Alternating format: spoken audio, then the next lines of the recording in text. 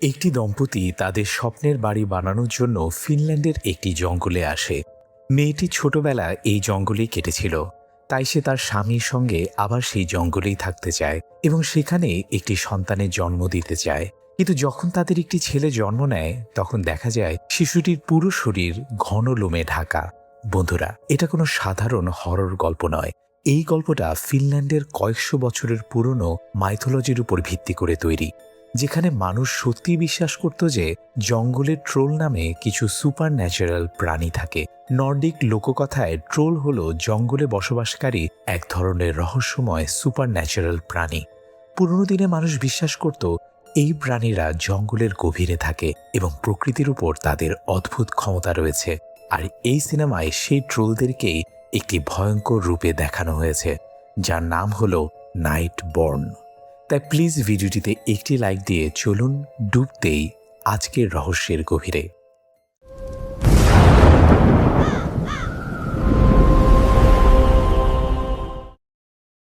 গল্পে শুরু হয় জন আর সাগাকে নিয়ে।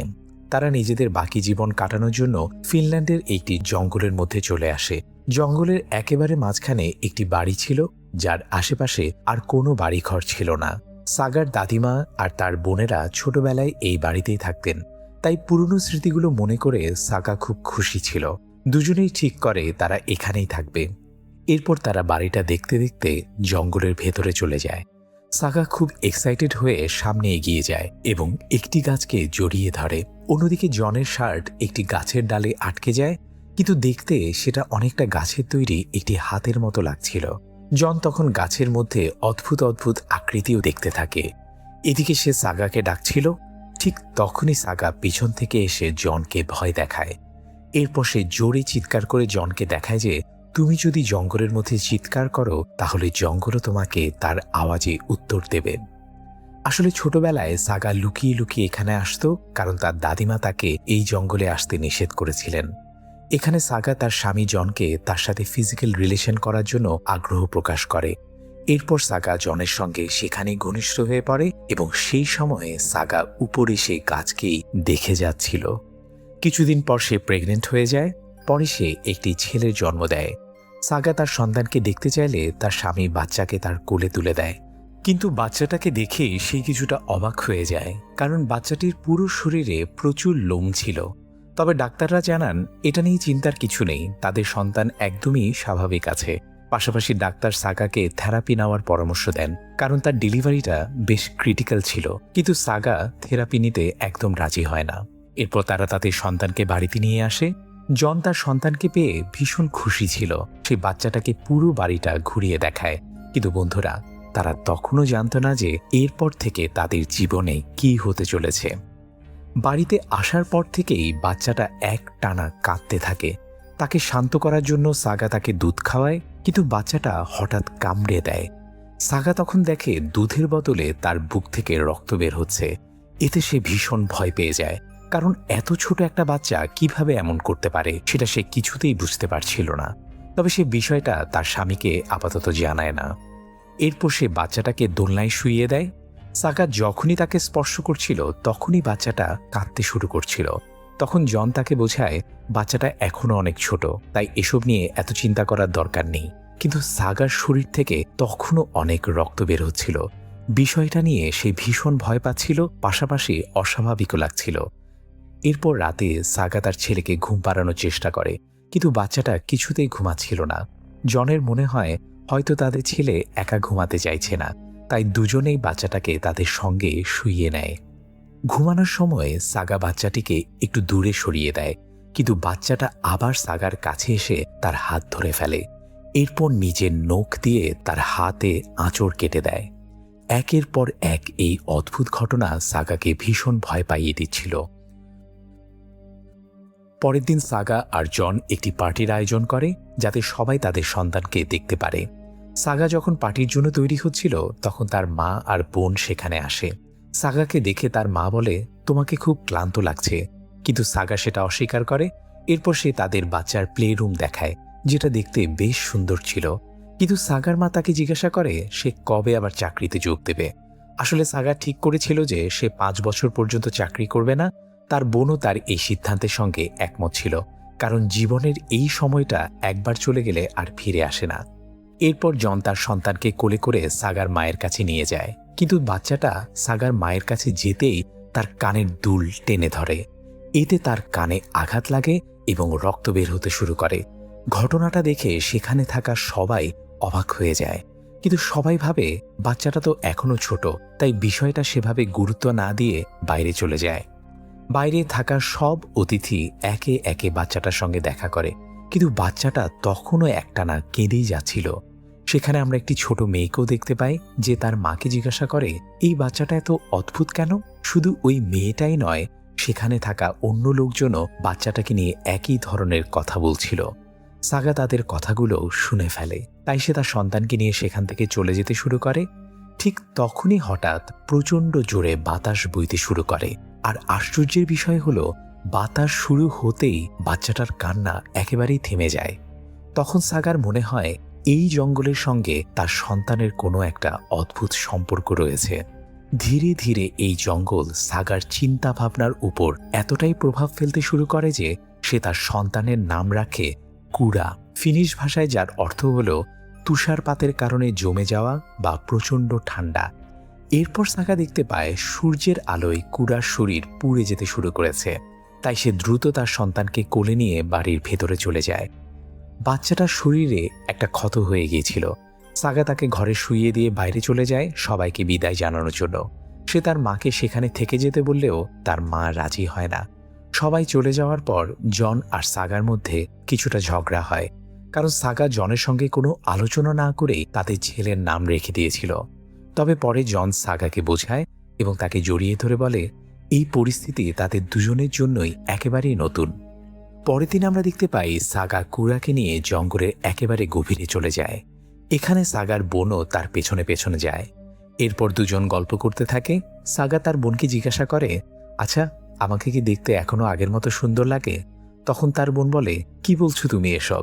সবকিছু ঠিকঠাক আছে। ঠিক তখনই কুরা ঘুম থেকে উঠে যায়। তাকে দেখে সাগার বোন হাসতে বলে। তখন সাগা জানায় তার ছেলে হাসে না, কিন্তু বন্ধুরা, আসলে ব্যাপারটা তেমন ছিল না। জঙ্গলের মাঝখানে এসে কুরা যেন ভীষণ খুশি হয়ে গিয়েছিল। সে হেসে ওঠে, আর এটা দেখে সাগাও অবাক হয়ে যায়। এরপর দুজন বাড়িতে ফিরে আসে। সেখানে জন লোহার কিছু পুরনো জিনিসপত্র সরাচ্ছিল। তখন সাগার বোন জানায় তাদের দাদিমা এই জিনিসগুলো এখানে রেখে দিতেন। তিনি বলতেন এগুলো নাকি কোনো একটা জিনিসকে দূরে রাখে, অর্থাৎ ঠান্ডা লোহা নাকি ওই জঙ্গল থেকে কোনো সুপার ন্যাচারাল জিনিসকে দূরে রাখতে পারে।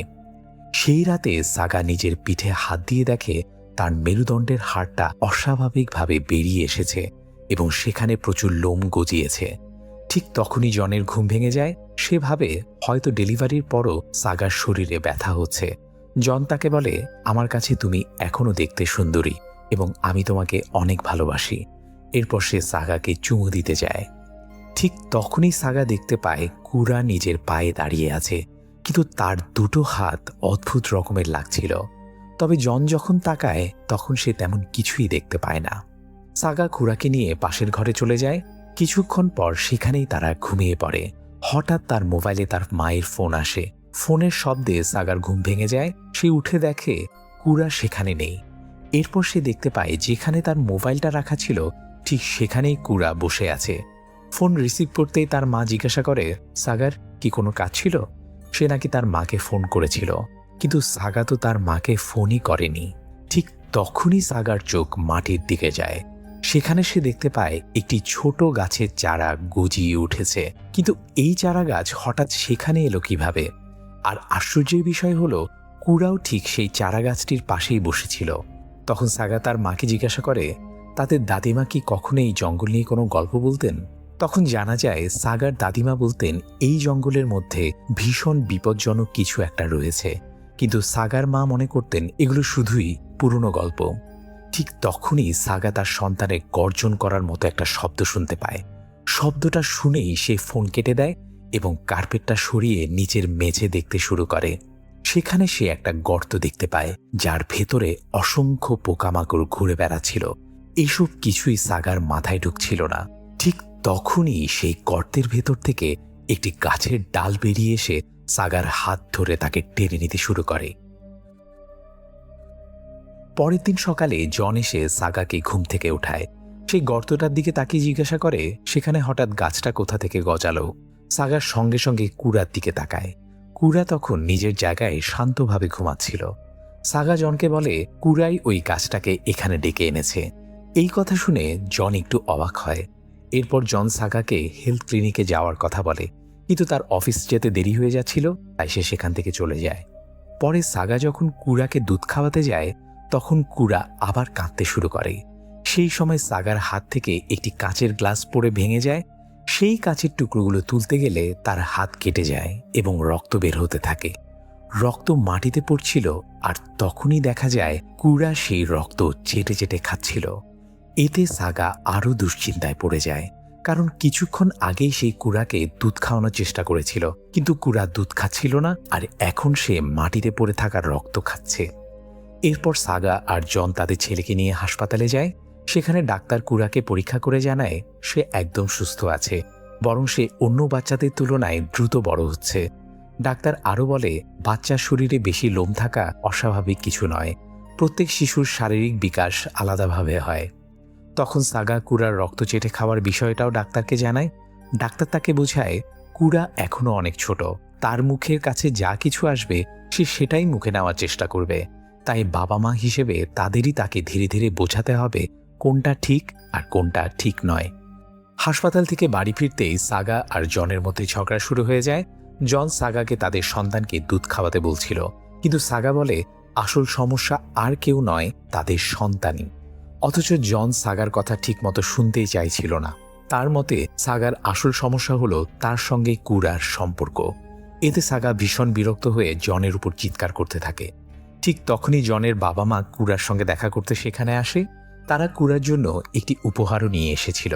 সেটা এমন একটা জিনিস যা তাদের বাড়িটাকে গরম রাখতে সাহায্য করবে, আর জিনিসটা জনের বাবা নিজেই বানিয়েছিলেন। জনের মা এই জঙ্গলের পুরনো গল্পগুলো থেকে জানতে পেরেছিলেন যে তারা যদি কুড়াকে আশীর্বাদ দিতে না আসে তাহলে নাকি জঙ্গলের ট্রোলরা তাদের সন্তানকে নিয়ে যাবে। তখন সাগা বলে এখন আর কেউ এসব বিশ্বাস করে না। এর উত্তরে জনের মা মজা করে বলেন আর সেই কারণেই নাকি এখনকার কিছু মানুষের শরীরে এখনও ট্রোলদের রক্ত রয়েছে। কথাটা সাগার কাছে বেশ অদ্ভুত লাগে। এরপর রান্নাঘরে সাগা কাজ করার সময় জন আর তার মা তাকে সাহায্য করতে থাকে। তখন সাগা জনের মাকে বলে মা, কুড়া হাসে না। জনের মা তাকে বোঝায় প্রত্যেকটা বাচ্চাই আলাদা হয়, তারা কুড়াকে ভালোবাসা দিয়ে বড় করবে। ঠিক তখনই কুড়ার প্রচণ্ড জোরে কান্নার শব্দ শোনা যায়। সবাই দৌড়ে গিয়ে দেখে কুড়া জনের বাবার কাছে রয়েছে এবং তার হাতে একটা ক্ষত হয়েছে। জনের মনে হয় তার বাবা যে জিনিসটা বাড়ি গরম করে রাখার জন্য বানিয়ে এনেছিলেন সেটার খুব কাছে কুড়াকে নিয়ে যাওয়ার কারণেই এই সমস্যা হয়েছে। তাই জন তার বাবার উপর চিৎকার করতে শুরু করে। সে বলে কুড়ার স্কিন খুব সেন্সিটিভ, তাই সে কোনো গরম জিনিস সহ্য করতে পারে না। এরপর জন কুড়াকে সেখান থেকে নিয়ে যায়, কিন্তু সাগা তখনও সেখানেই দাঁড়িয়েছিল। সে কিছুই করছিল না, শুধু তাদের দিকে তাকিয়েছিল। এমনকি হঠাৎ করে সে জোরে জোরে হাসতে শুরু করে। কুড়ার পাশাপাশি সাগার আচরণও ধীরে ধীরে অদ্ভুত হয়ে উঠছিল। কয়েকদিন পর সাগা তার ছেলেকে বলে সে জানে কুড়া আসলে কি। এরপর সে তাকে দুধের বদলে একটা বোতল দেয় যার ভেতরের রক্ত ছিল। কুড়া বোতলটা নিয়ে রক্ত পান করতে শুরু করে এবং কিছুক্ষণ পর ঘুমিয়ে পড়ে। ঠিক তখনই সাগা বাইরে থেকে জনের গাড়ির শব্দ শুনতে পায়। এটা শুনে সাগা রক্ত ভরা বোতলটা লুকিয়ে ফেলে। রাতে স্বামী স্ত্রী দুজন ডিনার করতে বসে। অনেকদিন পর তারা এভাবে একসঙ্গে বসে ডিনার করছিল। জনের জন্য প্রথম বছরটা বেশ খারাপ যাচ্ছিল, কারণ তখন ডিভোর্সের হারও অনেক বেড়ে গিয়েছিল। তখন সাগা জনকে জিজ্ঞাসা করে সে কি কখনো তাকে ডিভোর্স দেওয়ার কথা ভেবেছে। জন বলে সে কখনো এমনটা ভাবেনি। এরপর সে সাগাকে জিজ্ঞাসা করে আচ্ছা, তুমি কি আবার প্রেগনেন্ট হওয়ার কথা একবার ভাবতে চাও? কথাটা শুনে সাগা আপসেট হয়ে যায়, কারণ সে এমনিতেই অনেক সমস্যার মধ্য দিয়ে যাচ্ছিল। তার শরীরে অনেক পরিবর্তন হচ্ছিল, আর তার উপর কুড়ার আচরণও দিন দিন আরও অদ্ভুত হয়ে উঠছিল। তবে জন আসলে শুধু মজাই করছিল। এরপর সে সাগাকে জিজ্ঞাসা করে সে কি নিজের আর কুড়ার চেকআপের জন্য অ্যাপয়েন্টমেন্ট নিয়েছে। সাগা কোনো উত্তর দেয় না। তখন জন বুঝতে পারে সে এখনো কোনো অ্যাপয়েন্টমেন্ট নেয়নি। এতে সাগা নিজের মেজাজ হারিয়ে ফেলে এবং জনকে বলে তাকে যেন সবসময় আদেশ দেওয়া বন্ধ করে। এই কথায় জনও রেগে যায়, সে গাড়ি নিয়ে সেখান থেকে চলে যায়। যদিও সাগা তাকে আটকানোর চেষ্টা করেছিল, কিন্তু জন আর থামেনি। এরপর সাগা কুরার কান্নার শব্দ শুনতে পায়। সে কাছে গিয়ে জানালার বাইরে তাকিয়ে দেখে পুরো বাড়ির চারপাশে গাছের শিকড় গজিয়ে উঠেছে। দৃশ্যটা দেখে সে এতটাই ভয় পেয়ে যায় যে সেখানে জ্ঞান হারিয়ে ফেলে। কিছুক্ষণ পর জ্ঞান ফিরলে সাগা দেখতে পায় কুরা তার হাত পায়ে কামড়ের দাগ করে দিয়েছে, আর কুরা তার সামনেই নিজের পায়ে দাঁড়িয়ে ধীরে ধীরে তার দিকে এগিয়ে আসছে। তখন সাগা একটা লাঠি নিয়ে কুরাকে দূরে থাকতে বলে, কিন্তু কুরা জোরে জোরে কাঁদছিল। ঠিক তখনই সাগার মায়ের ফোন আসে। সাগা ফোনটা নিয়ে বাথরুমের ভেতরে ঢুকে দরজা আটকে দেয়। অন্যদিকে কুরা তখনও জোরে জোরে কেঁদেই চলেছে। ফোনে সাগা তার মাকে নিজের মনের কথা জানায়। সে বলে, মাঝে মাঝে আমার মনে হয় আমি নিজের সন্তানকেই মেরে ফেলি। তখন তার মাও একটা অদ্ভুত কথা বলেন। তিনি জানান, সাগা যখন ছোট ছিল তখন সেও নাকি একইভাবে ভয়ঙ্করভাবে চিৎকার করে কাঁদত। একবার তো সাগার কান্নায় বিরক্ত হয়ে তার মা তাকে একটি দোকানে রেখে চলে যাওয়ার কথাও ভেবেছিলেন, কিন্তু শেষ পর্যন্ত তিনি সেটা করেননি। মায়ের কথা শুনে সাগা ইমোশনাল হয়ে পড়ে এবং ফোন কেটে দেয়। এরপর সে চিৎকার করে কুরাকে তার কাছ থেকে দূরে থাকতে বলে। আমরা দেখি সাগার আবার যখন চোখ খুলে তখন সে নিজেকে বরফে ঢাকা একটি জঙ্গলের একেবারে মাঝখানে দেখতে পায়। দূর থেকে কুরার আওয়াজ ভেসে আসছিল। সাগা সেই শব্দের দিকে এগিয়ে যা দেখতে পায় তাতে তার পায়ের নিচ থেকে যেন মাটি সরে যায়, কারণ কুরা তখন জঙ্গলের মধ্যে একটি প্রাণীর কাঁচা মাংস খাচ্ছিল। অন্যদিকে জনও সেখানে এসে পৌঁছায় এবং তার স্ত্রী এবং সন্তানকে খুঁজতে থাকে। কিছুক্ষণ পর সে দেখতে পায় সাগা জঙ্গল থেকে বেরিয়ে আসছে। তাই সে সাগার উপর চিৎকার করতে শুরু করে, কারণ তার মনে হচ্ছিল এভাবে জঙ্গলে থাকলে কুরা অসুস্থ হয়ে যেতে পারে। এরপর সে সাগার কাছ থেকে কুরাকে নিয়ে বাড়ির ভেতরে চলে যায়। এদিকে সাগা সেই গর্তের কাছ থেকে রক্ত ভরা বোতলটা খুঁজছিল। ঠিক তখনই জন সেখানে আসে। তার হাতে সেই বোতল ছিল। জন সাগাকে জিজ্ঞাসা করে, তুমি কিভাবে নিজের সন্তানকে রক্ত খেতে দিতে পারো? তখন সাগা তার কাছ থেকে বোতলটা কেড়ে নেওয়ার চেষ্টা করে, কিন্তু ধস্তাধস্তির মধ্যে বোতলের রক্ত দুজনের গায়েই পড়ে যায়। তখন সাগা জনকে বলে, সে যদি কুরাকে রক্ত না খাওয়ায় তাহলে কুরা তার শরীর থেকেই রক্ত খেতে শুরু করবে এবং এতে সে মারা যেতে পারে। কিন্তু জন কিছুতেই বুঝতে পারছিল না সে কুরাকে নিয়ে চিন্তা করবে নাকি নিজের স্ত্রীকে নিয়ে। সাগাকে শান্ত করার জন্য জন তাকে টাউনে গিয়ে তার বন্ধুদের সঙ্গে দেখা করতে বলে। এরপর জনের কথা মেনে সাগা টাউনে তার বন্ধুদের সঙ্গে দেখা করতে যায়। সেখানে তার সব বন্ধুরা তাকে মা হওয়ার জন্য অভিনন্দন জানায়। তারা কুরার ছবিও দেখতে চায়, কিন্তু সাগা বলে তার কাছে এখনও কুরার কোনো ভালো ছবি নেই, তাই সে বিষয়টা এড়িয়ে যায়। ঠিক তখনই পাশের টেবিলে বসা একটি বাচ্চা জোরে জোরে কাঁদতে শুরু করে। সেই কান্নার শব্দ শুনে সাগার শরীরে অদ্ভুত একটা অনুভূতি হতে শুরু করে। তার শরীরে প্রচণ্ড চুলকানি শুরু হয়, যা সে আর সহ্যই করতে পারছিল না। তাই সে সেখান থেকে উঠে চলে যায়। তবে যাওয়ার আগে সে রান্নাঘর থেকে কিছু কাঁচা মাংস নিয়ে নেয়। ঘরে গিয়ে গোসল করার সময় সাগা আয়নায় নিজেকে দেখে অবাক হয়ে যায়। তার নখগুলো অস্বাভাবিকভাবে বড় এবং কালো হয়ে গেছে। তার পেটের উপর গাছের মতো একটা অদ্ভুত দাগ দেখা গিয়েছে, আর পুরো শরীর জুড়ে যেন কুঁচকে যাওয়ার মতো পরিবর্তন দেখা দিয়েছে। এরপর সাগা দৌড়ে বাড়িতে ফিরে আসে। সেখানে জন কুরাকে সামলাচ্ছিল। সাগা চিৎকার করে জনের কাছে কুরাকে চাইতে থাকে, যেন সে আর আগের সেই সাগাই নেই। সে জনের কাছ থেকে কুরাকে কেড়ে নিয়ে ঘরে যায় এবং তাকে কাঁচা মাংস খাওয়াতে শুরু করে। আর আশ্চর্যের বিষয় হলো, কুরাকে মাংস খাওয়ানোর পর সাগার শরীরের অদ্ভুত সমস্যাগুলো ঠিক হয়ে যায়। পরের দিন সকালে তিনজন একসঙ্গে বসে খাওয়ার সময় কুরা আবার কাঁদতে শুরু করে, কিন্তু এবার সাগা অদ্ভুতভাবে তাকে চুপ করতে বলছিল। তখন সাগার বোন তার মেয়ে আনাকে কুরার সঙ্গে খেলতে বলে, কিন্তু সাগা সঙ্গে সঙ্গে তাকে বাধা দেয়, কারণ তার মনে হয় কুরার সঙ্গে খেলা করা বিপজ্জনক। কিন্তু জন আনাকে কুরার সঙ্গে খেলতে পাঠিয়ে দেয়। তখনই জানা যায় সাগা আসলে আনার মতো একটি মিষ্টি স্বাভাবিক মেয়ে সন্তান চেয়েছিল, কিন্তু তার বদলে সে এমন একটা অদ্ভুত সন্তান পেয়েছে যাকে সে নিজের কাছেই একটা মনস্টারের মতো মনে করছে। তখন সাগার বোন তাকে বোঝায়, সন্তানের জীবনের প্রথম 3 বছর বাবা মায়ের কাছ থেকে সবচেয়ে বেশি ভালোবাসা আর সহানুভূতি পাওয়া দরকার।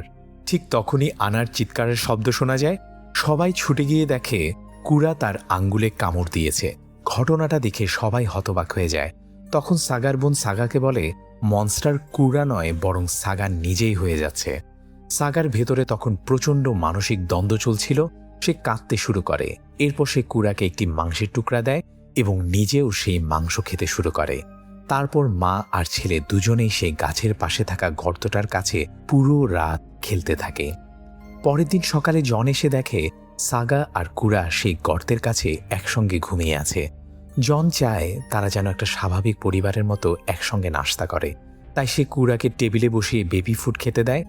জন যখন তাকে খাওয়ানোর চেষ্টা করে, কুরা চামচটা ছুঁড়ে ফেলে দেয়, আর জন জোর করে তখন তাকে খাওয়াতে গেলে কুরা পুরো খাবারের পাত্রটাই নিচে ফেলে দেয়।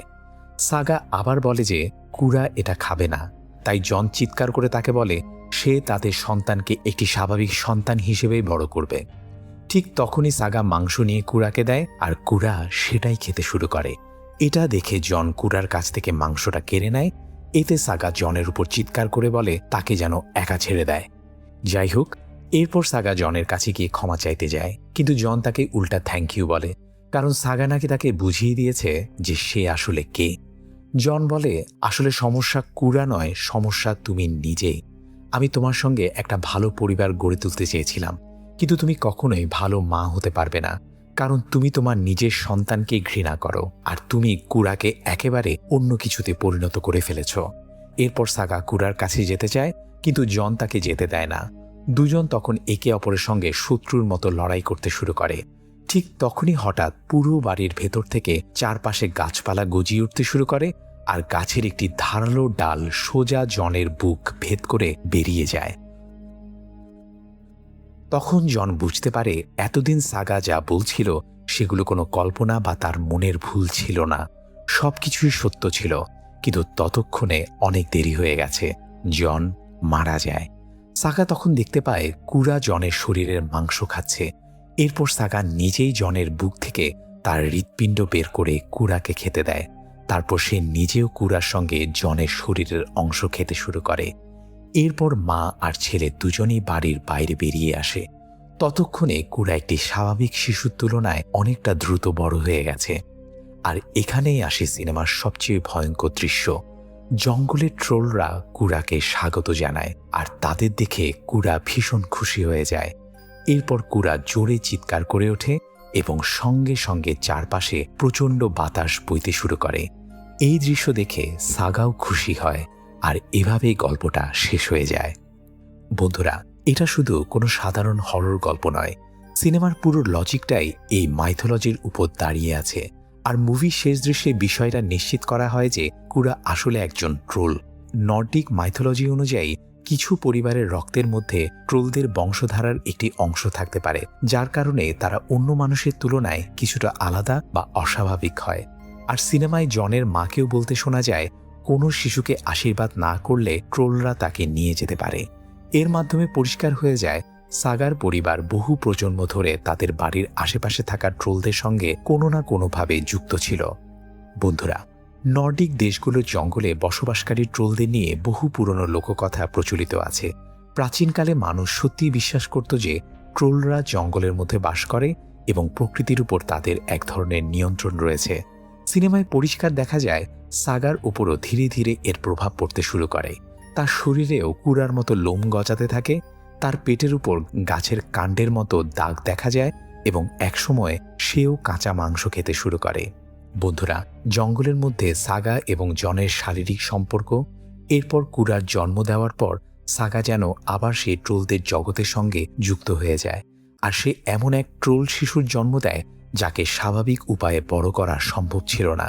এমনকি সাগার দাদিও ট্রোলদের সঙ্গে কোনোভাবে যুক্ত ছিলেন। এই কারণেই বাড়ির ভেতরে জায়গায় জায়গায় কোল্ড আয়রন রাখা ছিল, কারণ বিশ্বাস করা হতো ঠান্ডা লোহা ট্রোলদের দূরে রাখতে পারে।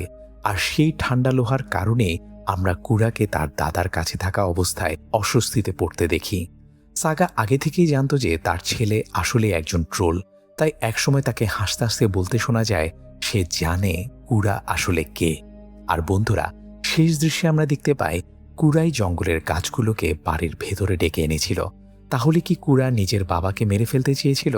এক অর্থে হ্যাঁ, কারণ জন বারবার কুরার খাবার এবং তার স্বাভাবিক আচরণের মধ্যে বাধা দিচ্ছিল, আর শেষ পর্যন্ত কুরার কারণেই জনের মৃত্যু হয়। তো বন্ধুরা, এই ছিল নাইট বর্ন মুভির সম্পূর্ণ এক্সপ্লেনেশন। অবশ্যই কমেন্ট করে জানাবেন মুভিটি আপনাদের কেমন লেগেছে। আর আমার এক্সপ্লেনেশন আপনাদের ভালো লেগে থাকলে প্লিজ ভিডিওটি লাইক করুন, শেয়ার করুন এবং আমাদের চ্যানেলটি সাবস্ক্রাইব করে আমাদের সাথেই থাকুন। ধন্যবাদ।